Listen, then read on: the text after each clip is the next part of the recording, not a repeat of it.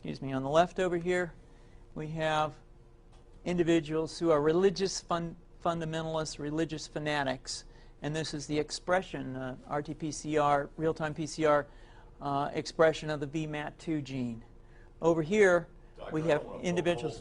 So let me complete. So over here, we have individuals who are not particularly fundamentalist, not particularly religious, and you can see there's a much reduced expression of this particular gene, the VMAT2 gene.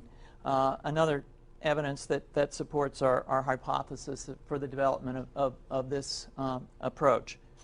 What you see here is by spreading this virus, we're going to eliminate individuals from donning on a bomb vest and going into a market and blowing up the market. So our hypothesis is that these are fanatical people, that they have overexpression of the VMAT2 gene, and that by vaccinating them against this, we'll eliminate this behavior. So we have some very, very remarkable data in this next slide. Here we have two brain scans. These are fMRIs.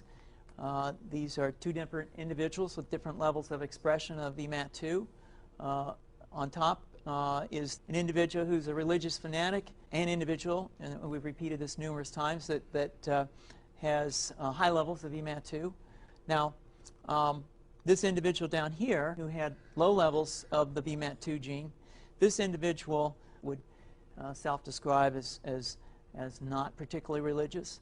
In each case, these individuals were read a religious text. This individual lit up the right middle frontal gyrus, shown here, and that's a part of the brain that's associated with theory of mind.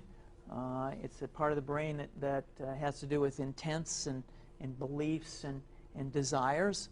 In marked contrast, here's an individual who would not particularly self-describe as religious, and when they're read a religious text, what you see is that this part of the brain called the anterior insula lights up. This is a part of the brain that's associated with disgust or displeasure on hearing something.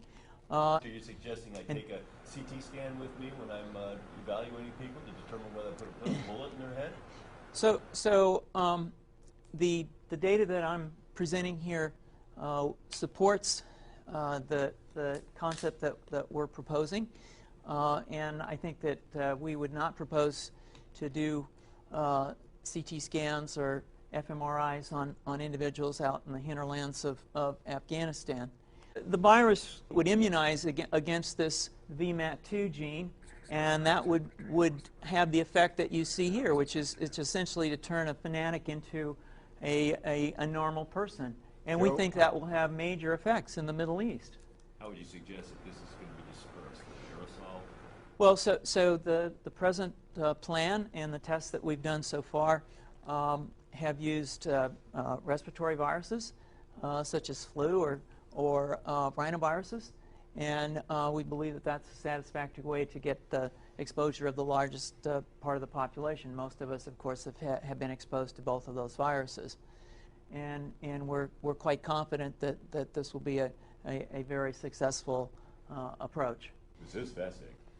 What's the name of this proposal? Yeah, so the name of this project is FunVax, which is the vaccine for religious fundamentalism. And you have a proposal already?